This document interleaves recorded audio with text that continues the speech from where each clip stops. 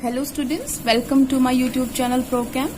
आपने जैसे पार्ट 6 में हाइड्राइड्स के बारे में पढ़े था, ग्रुप 15 एलिमेंट्स की बात कर रहे थे हम, और हमने उसकी स्ट्रक्चर और हमने प्रिपरेशन पढ़ ली थी हाइड्राइड्स की। आज हम प्रॉपर्टीज पढ़ेंगे हाइड्राइड्स की, properties of hydrides of group 15 elements. हम पार्ट 7 में इनको स्टडी करेंगे। तो सबसे पहले आ रहे हैं हम boiling point and melting point पे। तो हमने ये ऑर्डर लिखा है अभी। अब हमने अमोनिया को छोड़ा है अभी यहाँ पर। क्यों छोड़ा है वो रीजन अभी बाद में बताएंगे, हम डिस्कस करेंगे। पहले हम इसकी बात करते हैं कि जैसे जैसे हम टॉप से बॉटम की साइड जा रहे हैं वैसे वैसे इनका साइज बढ़ने की वजह से वॉन डर वाल फोर्सेस भी क्या हो रही हैं, बढ़ रही हैं, जिसकी वजह से जो हमारा बॉइलिंग पॉइंट भी है, मेल्टिंग पॉइंट भी है, वो भी इंक्रीज होना चाहिए। जिसको ये बात समझ में नहीं आई वो ये समझें कि कोई मॉलिक्यूल, एक मॉलिक्यूल दूसरे मॉलिक्यूल से कोई, ये मान लो एक मॉलिक्यूल है, ये दूसरा मॉलिक्यूल है, इनके बीच में कोई फोर्सेस एग्जिस्ट कर रही हैं, उनको बोलते हैं हम इंटर मॉलिक्यूलर फोर्सेस। और यहाँ पर जो है week von der Waals forces of attraction exist कर रही हैं। जो ये वीक फोर्सेस हैं ये एटॉमिक साइज या आप कह सकते हो surface area of the molecule पे डिपेंड करती है। तो ज्यादा सरफेस एरिया होगा, ज्यादा बड़ा साइज होगा, तो automatically von der Waals forces को ज्यादा एरिया मिलेगा, तो फोर्स ऑफ अट्रैक्शन क्या होंगी, स्ट्रोंगर होंगी। और आपको पता है कि अगर किसी के अंदर बॉन्डिंग स्ट्रांग हो गई है, फोर्सेस ऑफ अट्रैक्शन बढ़ गई है, तो उस चीज को मेल्ट करने में या बॉईल करने में ज्यादा टेम्परेचर रिक्वायरमेंट होगी। इस वजह से उनका मेल्टिंग पॉइंट और बॉइलिंग पॉइंट भी क्या होगा, इंक्रीज होगा। इनकेस हम सीधा सीधा ये कह सकते हैं कि boiling point, melting point directly proportional है वॉन डर वाल फोर्सेस के, और von der Waals forces depend कर रही हैं एटॉमिक साइज से।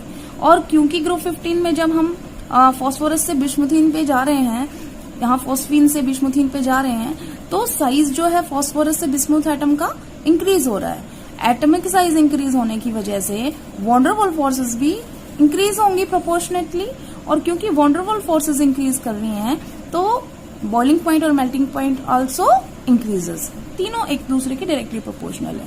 तो साइज बढ़ रहा है, वॉन डर वाल फोर्सेस बढ़ रही है, मेल्टिंग पॉइंट और बॉइलिंग पॉइंट भी बढ़ रहा है।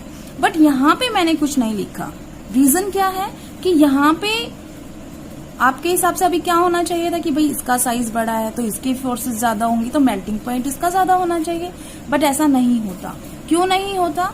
अमोनिया के अंदर से वॉन डर वाल फोर्सेस काम नहीं कर रही हैं। अमोनिया के अंदर हाइड्रोजन बॉन्डिंग भी काम कर रही है। अब हाइड्रोजन बॉन्डिंग क्या होती है? हाइड्रोजन और किसी भी इलेक्ट्रोनेगेटिव एटम के साथ बॉन्डिंग। तो बॉन्ड बिटवीन हाइड्रोजन एंड ये जो मोस्ट इलेक्ट्रोनेगेटिव एलिमेंट है, इनके बीच में बॉन्ड बन रहा है फ्लोरीन, ऑक्सीजन एंड नाइट्रोजन। आप इन तीनों एलिमेंट को फोन करके याद रख लीजिए, हमेशा याद रहेगा आपको कि फोन और हाइड्रोजन के साथ बॉन्डिंग होती है हाइड्रोजन बॉन्डिंग। हाइड्रोजन बॉन्डिंग दो टाइप की हो सकती है, एक होती है इंट्रामोलिकुलर और दूसरी होती है इंटरमोलिकुलर। फॉर एग्जाम्पल जैसे आपके स्कूल के अंदर कोई कॉम्पिटिशन हो रहा है, ऐसे कॉम्पिटिशन या लेटर राइटिंग व्हाटएवर, वो जो स्कूल के अंदर कंपटीशन हो रहा है वो इंट्रा स्कूल कंपटीशन हो रहा है। Intra means with in the school competition हो रहा है, हाउस वाइज हो सकता है या क्लास वाइज हो सकता है। बट अगर आपके स्कूल में डिस्ट्रिक्ट लेवल कंपटीशन हो रहा है या ब्लॉक लेवल कंपटीशन हो रहा है, तो आपका स्कूल अकेला पार्टिसिपेट नहीं करेगा, कोई और भी आएगा, तो उसे बोलते हैं हम इंटर स्कूल कंपटीशन। जैसे आपने इंटरनेशनल सुना होगा। What does mean by international? Means बहुत सारे नेशंस के बीच में कुछ हो रहा है, तो पूरे वर्ल्ड की बात हो रही है यहाँ पे। तो उसी तरीके से जो यहाँ पर हाइड्रोजन बॉन्डिंग हो रही है अमोनिया के अंदर, एक मॉलिक्यूल अमोनिया का है, दूसरा मॉलिक्यूल भी अमोनिया का है, बट उनके बीच में वॉन डर वाल फोर्सेस तो है ही, प्लस में एक एक्स्ट्रा बॉन्डिंग है जिसे हम बोलते हैं hydrogen bonding. And hydrogen bonding is much stronger than van der Waals forces. इसका मतलब इसके पास दोनों चीजें हैं, हाइड्रोजन बॉन्डिंग भी है, वॉन डर वाल भी है, और हाइड्रोजन बॉन्डिंग ज्यादा स्ट्रॉन्ग है। ज्यादा स्ट्रॉन्ग है तो ज्यादा फोर्स ऑफ अट्रैक्शन हुई किसके पास? अमोनिया के पास। फॉस्फीन से ज्यादा हुई ना, तो अमोनिया का जो ज्यादा फोर्स ऑफ अट्रैक्शन हुआ उसकी वजह से जो बॉइलिंग पॉइंट और मेल्टिंग पॉइंट इसका क्या हो जाएगा? हाई। इसका मतलब मेल्टिंग पॉइंट का भी यही ऑर्डर है कि अमोनिया का सबसे ज्यादा हो रहा है फॉस्फीन से, उसके बाद कंटिन्यूस इंक्रीज। बॉइलिंग पॉइंट में भी अमोनिया का ज्यादा होता है, उसके बाद कंटिन्यूस इंक्रीज। इसका मतलब सिर्फ अगर हम एक तरीके से हम ग्राफ प्लॉट करना चाहें तो अगर मैं यहाँ पर मास के हिसाब से रखती हूँ, मॉलिक्यूलर मास के हिसाब से ग्राफ प्लॉट करती हूँ बॉइलिंग पॉइंट का, तो देखो अब यहाँ जाएंगे तो मास तो बढ़ ही रहा है भाई, एटॉमिक साइज के हिसाब से मास भी बढ़ेगा ना साथ साथ। तो अब मास के हिसाब से बढ़ रहे हो तो सबसे पहले बहुत ज्यादा हाई होता है किसका बॉइलिंग पॉइंट, अमोनिया का। यहाँ पर कौन आ रहा है, अमोनिया। उसके बाद उसने कहा कि क्या कहा कि डिक्रीज हो रहा है, तो यहाँ पर आएगा आपका डिक्रीज। उसके बाद बोल रहा है कंटिन्यूस इंक्रीज है, तो उसके बाद ये कंटिन्यूस इंक्रीज आता जाएगा। ठीक है, तो ये हो गया हमारा, बल्कि इसका काफी इंक्रीज होता है, अमोनिया थोड़ा और ऊपर होता है, ये यहाँ पर होता है, इससे भी ज्यादा होता है। तो ये आपका आ गया हमारे पास, ये फोस्फीन हो गया है, ये अर्सिन हो गया है, और ये आपका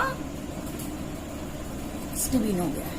ठीक है, तो एक डिप आता है फोस्फीन के अंदर, पहले इंक्रीज फिर डिक्रीज और फिर कंटिन्यूस इंक्रीज। तो अब बॉइलिंग पॉइंट और मेल्टिंग पॉइंट का ऑर्डर आपको समझ में आ गया होगा। अब आते हैं हम सॉल्युबिलिटी पे। Second property is solubility. अब जैसे आपने सुना होगा, सॉल्युबिलिटी का मतलब क्या होता है कि कोई चीज अपने अंदर किस चीज को अच्छी तरीके से घोल सकती है, वो उसकी सॉल्युबिलिटी पावर होती है। तो अब आप मुझे बताइए, आप अपने दोस्त कैसे बनाते हैं? आप अपने दोस्त अपने जैसे ही बनाते हैं, लाइक डिसॉल्व लाइक। ये केमिस्ट्री का रूल कहता है कि जो जैसा होगा उसके साथ वो वैसे ही को डिसॉल्व करेगा। इसका मतलब पोलर कोवलेंट, पोलर अगर कंपाउंड है तो पोलर सॉल्वेंट में घुलेगा, अगर नॉन पोलर कंपाउंड है तो नॉन पोलर में घुलेगा। अब यहाँ पे बात हो रही है इनमें से ऐसा कौन सा है जो घुल सकता है। फॉर एग्जाम्पल अगर हम वाटर लेते हैं तो पानी जो होता है, वाटर जो होता है, उसके अंदर भी हाइड्रोजन बॉन्ड बन सकता है। पता है आपको क्यों? क्योंकि हाइड्रोजन बॉन्ड के लिए मैंने क्या बोला था कि हाइड्रोजन होना चाहिए मॉलिक्यूल में, या इन तीनों एलिमेंट में से एक और हाइड्रोजन के साथ इनमें से कोई होना चाहिए। इन तीनों में से कोई भी हो सकता है, बट इन तीनों में से कोई एक एलिमेंट होना चाहिए। तो हाइड्रोजन तो इसमें है ही, प्लस में ऑक्सीजन भी है। इसका मतलब वाटर के अंदर क्या बनती है, hydrogen bonding.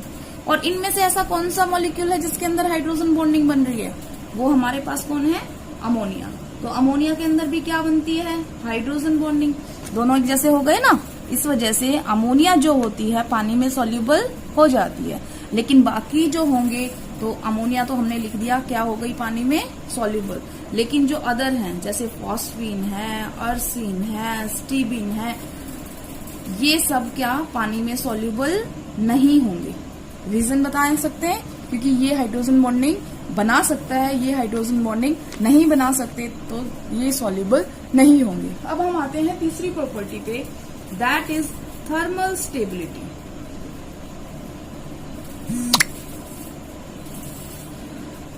HBSC board point of view से जो थर्मल जो हाइड्राइड्स की प्रॉपर्टी पढ़ रहे हैं बहुत इंपॉर्टेंट है। 5 नंबर के क्वेश्चन आने के भी चांसेस होते हैं इसमें से, तो आप इसकी प्रॉपर्टीज ध्यान से पढ़ें। थर्मल स्टेबिलिटी जो होता है वो कैसे डिपेंड करता है, तो उसे समझने के लिए पहले एक छोटा सा एग्जाम्पल आप बताइए मुझे। सिंपल आप मुझे ये बताइए कि दोस्ती किस में ज्यादा अच्छी होगी, अगर नर्सरी वाले बच्चे की नर्सरी वाले के साथ अच्छी होगी या नर्सरी वाले बच्चे की 12th स्टैंडर्ड वाले के साथ होगी। आई थिंक आपके पास आपका आंसर होगा कि नर्सरी वाला बच्चा नर्सरी वाले के साथ ज्यादा खुश रहेगा, उसके साथ ज्यादा अच्छी बॉन्डिंग होगी, और 12th वाले के साथ उसकी अच्छी बॉन्डिंग नहीं हो सकती। Got it. अब हमारे पास यहाँ पर देखो मॉलिक्यूल क्या है, एक है हमारे पास अमोनिया, एक है हमारे पास फोस्फीन, और हम थोड़े बहुत लिख लेते हैं, सारा लिखने की जरूरत नहीं है। अब ये बताइए, इसमें हाइड्रोजन तो सबसे छोटा एटम होता है, आपको पता है हाइड्रोजन 1 एटॉमिक नंबर के साथ सबसे टॉप में बैठा है, वो सबसे छोटा साइज होता है उसका। अब हाइड्रोजन सबसे छोटा है, और उसके साथ अब नाइट्रोजन है, ये तो ठीक है छोटा है, लेकिन फास्फोरस थोड़ा बड़ा हो गया, अर्सिन और बड़ा हो गया, एंटीमनी और भी बड़ा हो गया। इसका मतलब आप कुछ इस तरीके से समझ लो कि ये था, इसके साथ थोड़ा सा बड़ा, अब ये वाला है इसके साथ थोड़ा सा और बड़ा, अब ये वाला है इसके साथ और बड़ा, और ये वाला है इसके साथ और बड़ा, और आगे वाले थे। अब कौन सी वाली बॉन्डिंग आपको ज्यादा स्ट्रांग लग रही है? ये वाली। छोटा छोटे के साथ ज्यादा खुश है, छोटा बड़े के साथ खुश नहीं रहेगा। इसका मतलब क्या हुआ? इसका मतलब ये हुआ इनके बीच की बॉन्डिंग क्या है, स्ट्रांग। तो आई थिंक समझ में आ गया होगा आपको क्या कहना चाहती हूँ मैं, कि जब हम डाउन द ग्रुप चलते हैं, जो सेंट्रल एटम है उसका साइज इंक्रीज हो रहा है, ये जो एटम है इनका साइज इंक्रीज हो रहा है, और जैसे जैसे इंक्रीज होगा, जो हाइड्रोजन एटम के साथ इनकी बॉन्डिंग हो रही है, क्योंकि इंक्रीज ऑफ साइज की वजह से इनका जो बॉन्डिंग हो रही है वो थोड़ी थोड़ी वीक होती जा रही है। अब जो इनका बॉन्डिंग वीक हो रही है, तो ऑटोमेटिकली इनकी स्टेबिलिटी क्या हो जाएगी, डिक्रीज हो जाएगी, क्योंकि स्टेबल कोई चीज सभी तो होगी जो बॉन्डिंग स्ट्रांग होगी। जब इनकी बॉन्डिंग ही खराब है तो ये स्टेबल कैसे हो सकते हैं?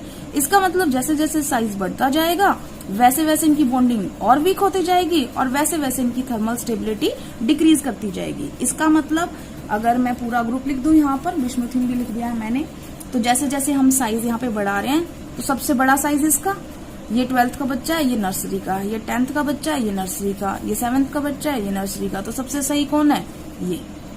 इसका मतलब सबसे ज्यादा स्टेबिलिटी इसकी, और धीरे धीरे स्टेबिलिटी का ऑर्डर क्या हो जाएगा, डिक्रीज होता जाएगा।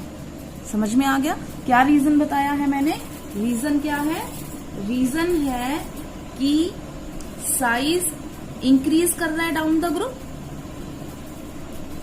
अब साइज इंक्रीज करने से क्या होगा, जो उनके बीच में बॉन्ड बनने वाला है, कोवलेंट बॉन्ड जो ओवरलैपिंग से बनेगा, किसके बीच में, हाइड्रोजन और जो एलिमेंट है उसके बीच में, उनकी बॉन्ड स्ट्रेंथ क्या होने वाली है, वो बॉन्ड क्या हो रहा है, वीक हो रहा है। वीक हो रहा है तो स्टेबिलिटी भी क्या हो जाएगी, डिक्रीज हो जाएगी। इतना समझ में आ गया? उसके बाद हम आते हैं नेक्स्ट, रिड्यूसिंग करेक्टर।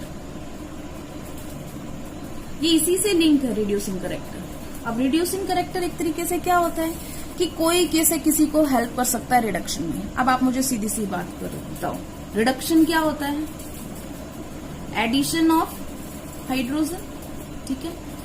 अगर रिडक्शन एडिशन ऑफ हाइड्रोजन है और मुझे किसी को रिडक्शन करना है, मतलब मैं एज अ रिड्यूसिंग एजेंट बनना चाहती हूँ, तो मैं हाइड्रोजन जितनी जल्दी प्रोवाइड करूंगी उतनी जल्दी वो रिड्यूस हो जाएगा, ठीक है।